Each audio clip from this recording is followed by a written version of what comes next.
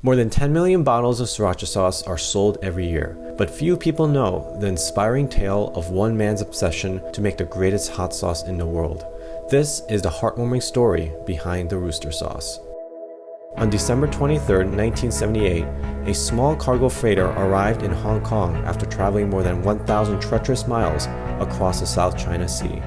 Crammed aboard the old battered boat were more than 3,000 refugees, with nothing more than the clothes on their back, what little possessions they could carry, and hope. Among them was a young Vietnamese man and his wife and toddler son, who, like many, were forced to flee their home country due to violent persecution by the communist government. Fearing for their lives, the family left behind the only life they knew and stepped into the unknown, desperate to find a new country to call home. The man, who had nothing but an elementary school education, was determined to protect and provide for his family, and in time pursue his passion for chili peppers. No one could have predicted that in a few years, his family would rebuild their lives halfway around the world, and in a few decades, he would own a $1 billion hot sauce business, and it all started with several cans of condensed milk. This is the inspiring story of David Tran, a cook, a husband, a father, an immigrant, and the world's first hot sauce billionaire. Tran was born in Sac Trang, Vietnam in 1945, during a time when the country was still under French colonial rule. His father was a businessman and his mother was a housewife, both of whom were of Chinese descent. By the time he was 16, having only completed an elementary school education, he moved to Saigon, now known as Ho Chi Minh City, to work with his brother at a chemical store. However, this was during a time of increasing political turmoil and uncertainty in the country, and soon Tran's involvement in the Vietnam War was unavoidable. In 1970, he was drafted into the South Vietnamese Army, but fortunately he never saw combat. During his 5 years of service, he worked as an army cook, where he was, among other things, responsible for making chili sauce, a culinary experience that would serve him well in the years to come. By 1975, Saigon fell to the communist regime, and Tran went back to living as a civilian. It was during this time of transition that he met and married his wife Ada and had a baby son on the way. As for work, he partnered with his older brother growing chili on a plot of land northeast of Saigon. But shortly after, they faced two big problems that would change the course of their business. First, he found that chili pepper prices were too volatile of a commodity. The prices moved up and down too much, and it made selling them a risky business. He needed to convert the crop into something that could sell for a more stable price. Second, working as an army cook making chili sauce gave him a heightened awareness of what a quality hot sauce should taste like, and it was something that he could not find anywhere. The ones sold on the market were either not spicy enough or lacked flavor. He knew he could make a better sauce, so he went to work. With his older brother and father-in-law, he started making his unique hot sauce blend at home with their fresh pepper crop. He called it pepper satay and bottled them in recycled glass baby food jars left behind by American soldiers. The cap of each jar was stamped with a rooster, which was Tran's Chinese zodiac sign, and he began selling his new hot sauce on his bike around the Saigon area. Unfortunately, whatever success he had dreamed of would be wrecked by the political situation within the country. By 1978, the communist government was pressuring Vietnamese of Chinese descent to leave the country.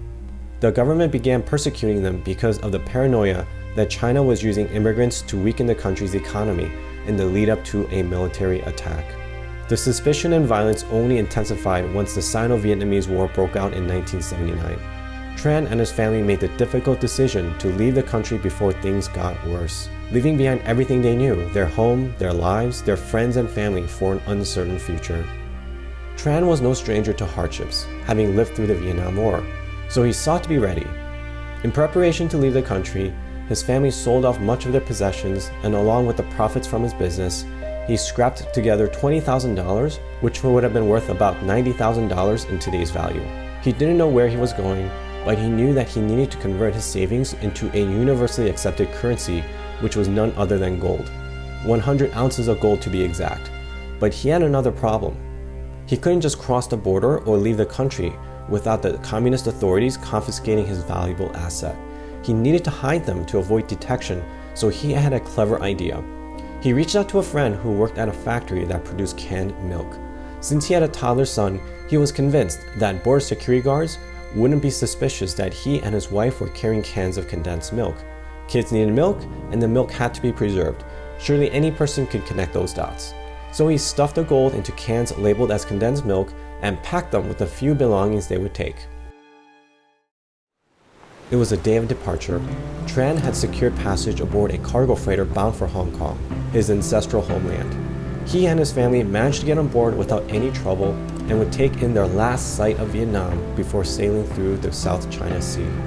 The boat called Hui Fong, which means gathering prosperity, would later become the inspirational name for his billion-dollar company, as the vessel symbolized the start of his new life that would be more prosperous than he could have ever dreamed. On December 23, 1978, along with 3,314 other refugees, Tran and his family arrived safely in Hong Kong. According to the New York Times, witnesses recount that as the boat docked, the refugees waved and cheered, clapped loudly and shouted, "Long live the Hong Kong government." Arriving in the British colony provided immediate relief to many of the refugees, but their fate remained uncertain. For the Tran family, they did not have legal right to remain there. After spending 6 months in a refugee camp, they were granted asylum by the United States. They finally had a new home country. When they arrived in the US, they settled in Boston at first, but within months, moved to Los Angeles for 2 reasons. First, Tran's brother-in-law was there, and second, he could find fresh chili peppers in California. Tran arrived in LA in the first week of January 1980. Then, by February, he was back to making chili sauce and named his company after the ship he boarded to escape Vietnam. Using his gold assets, Tran sourced peppers from a local farm and began selling Sriracha out of a blue Chevy van, delivering them to Asian restaurants and markets around LA to as far off as San Diego and San Francisco. It didn't take long before his business grew rapidly simply by word of mouth. By the end of 1980, he was making Sriracha out of a 5,000 square foot building in Chinatown, LA. Within 7 years, he needed more space and moved his operation to a 68,000 square foot location in Rosemead in eastern LA. Today, Hui Fong Foods is headquartered in Irwindale, California, and makes the sauce at a 650,000 square foot facility, which is more than the size of 11 football fields. To this day, the company has never had to advertise or market its products. It maintains a low profile and a limited social media presence. Tran himself tends to be very press shy and gives very few interviews.